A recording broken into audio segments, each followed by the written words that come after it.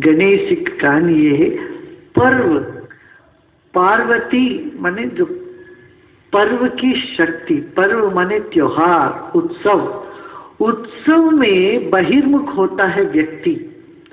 जब बहिर्मुखता बढ़ जाती है तो उसमें मैल उठ के आ जाता है, उससे पैदाइश होता ही तनाव।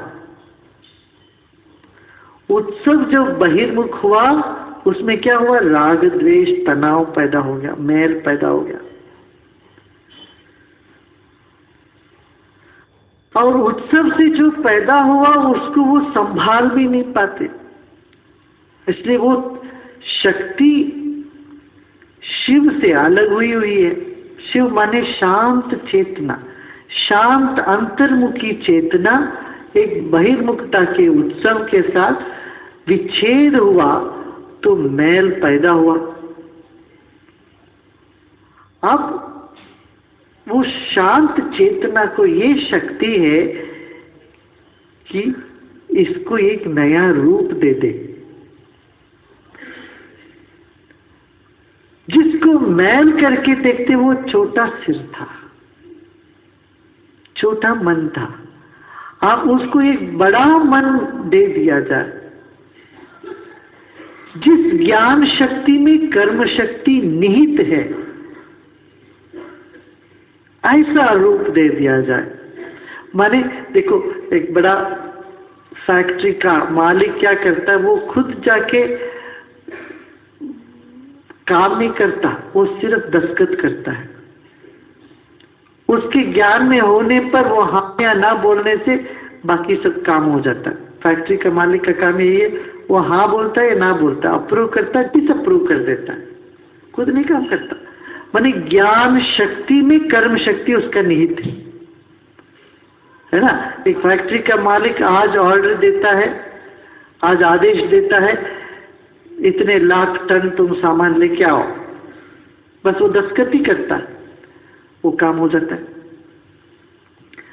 तो छोटा मन में ये चीज नहीं है, बड़ा मन जो है, विशाल सिर माने ज्ञान, जिसमें ज्ञान शक्ति कर्म शक्ति एक साथ है, वो हाथी का सिर है। माने उसका सूंड से ही वो सारा काम करती है, उसी से सूंघती है, उसी, वो एक ही प्राणी है जो अपनी सूंड से ही सूंघती है और काम भी कर देती है, उससे उसी से खाती है। ज्ञान और कर्म शक्ति का एक होने का प्रतीक है हाथी। तो छोटा मन को बड़ा मन से इन्होंने जोड़ दिया, छोटा मन को हटाया, छोटे दिमाग को हटाया, छोटी बुद्धि को हटा के बहुत विशाल बुद्धि, प्रकांड बुद्धि को स्थापित कर दिया। प्रकांड बुद्धि ने क्या किया, जो जो विघ्न लगा उत्सव में, जो विघ्न लगा, मैल लगा, उसको ज्ञान में परिवर्तित कर दिया। इसीलिए ज्ञान के मालिक है गणपति और विघ्न को दूर करने वाले। एक झरना है, झरना के बीच में चट्टान पड़े, वो झरना वो चट्टान के ऊपर से चली जाती है और ज्यादा सुंदरता लेके आती है वो उस बहाव को, है ना। पानी के पथ पर पत्थर हो, वो पानी और सुंदर ढंग से बहने लगती है और एक मनोहर ढंग से पानी बहने लगती है। इसी तरह से जहां ज्ञान होता है वहां विघ्न नहीं होता, विघ्न दूर हो जाता है।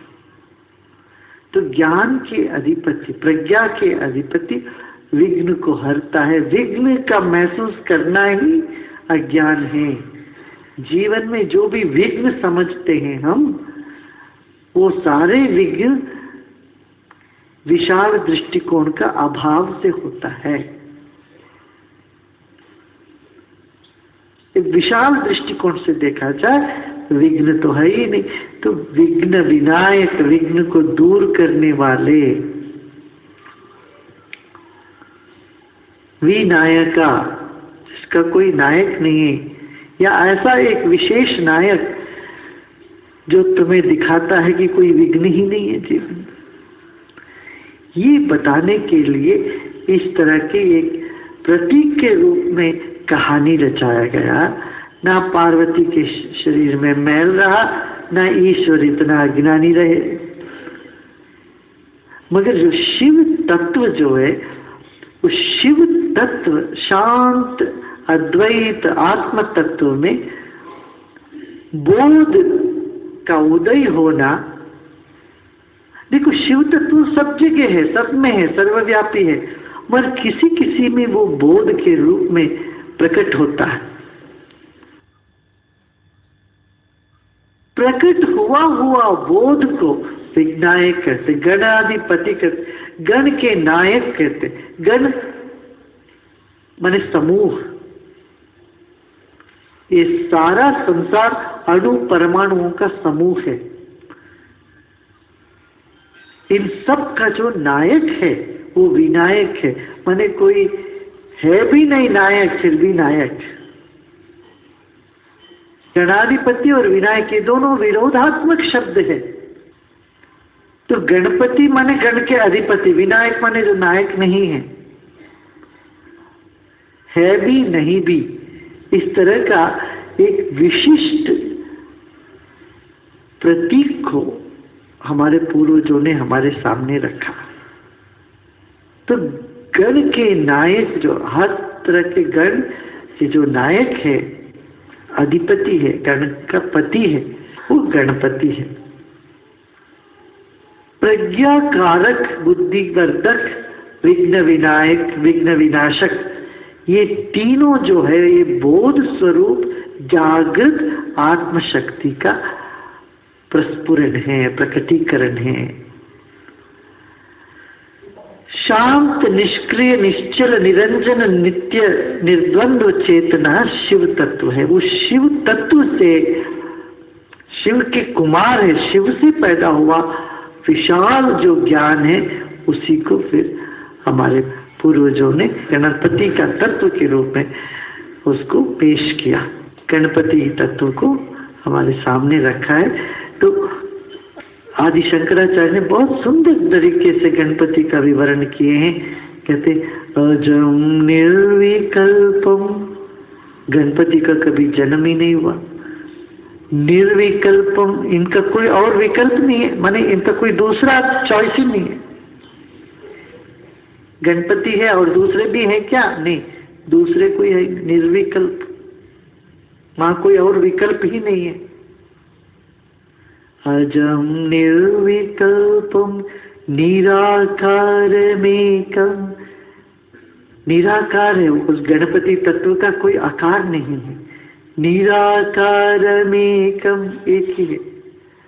निरानंद मानंद मद्वैत पूर्णम, आनंद से भी परे, निरानंद, आनंद भी है, आनंद है भी ना भी, अद्वैत पूर्ण, अद्वैत है और पूर्ण है।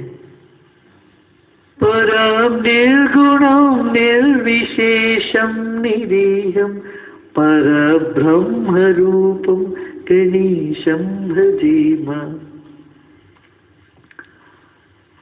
सारे गुण के जो अधिपति है वो निर्गुण है। परम निर्गुणम निर्विशेषम निरीहम,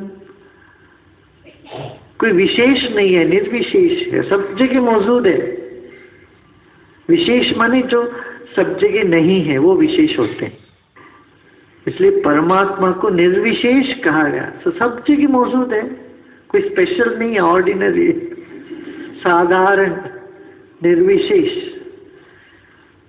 परम निर्गुणम निर्विशेषम निरीहम परब्रह्म रूपम गणेशम भज।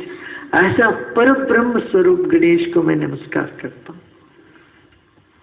गुणातीतमानं चिदानंद रूपम चिदाभासकम सर्वगम ज्ञानगम्यम मुनिध्येयमाकाश रूपम परेशम परब्रह्म रूपम गणेशम भजेम। चिदाकाश स्वरूपी है, चिन्मय है, चिन्मयता है और सर्वगम ज्ञान सबके भीतर प्रकट हो सकते हैं। सर्वगम, सब जानने वाला सबके भीतर जो है, ज्ञान के द्वारा बोध के रूप में जिनके भीतर प्रकट होते हैं वह है। और मुनि ध्येय माँ का जो मुनि लोग, ध्यानी लोग बैठ के जब ध्यान करते हैं, उनके भीतर जो आकाश रूपी तत्व है वही श्री गणपति।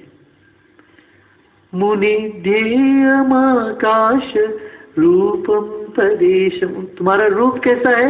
मुनि जब ध्यान करते हैं उनका जो ध्येय है आकाश रूपी, उस रूप के हो तुम। ऐसे परब्रह्म स्वरूपी गणेश को मैं नमस्कार करता हूँ। जगत कारणम कारण ज्ञान रूपम, जिससे सारा सृष्टि हुई है, इस जगत का कारण है, कारण रूपी ज्ञान है। सुराधिम सुखादिम गुणेशम गणेशम। सुरादि सब सद्गुण के आदि है, यहां से सारे सद्गुण निकलते हैं। और सुख, सब तरह का सुख गणेश से ही निकले, और कोई चारा ही नहीं। सुखादिम, सुख के आदि है। सुरादिम सुखादिम गुणेशम गणेशम, सारे गुण के अधिपति है, सारे गणों के अधिपति है। ये दुनिया गणों का समूह है।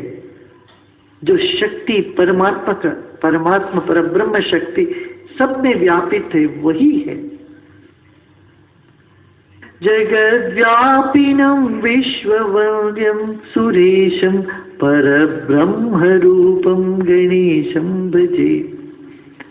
एक जगह नहीं, जगत व्यापी है, इस सारे संसार में सब जगह व्याप्त जो तत्व है वही गणेश तत्व है। ऐसे गणेश तत्व को मैं प्रणाम करता हूँ।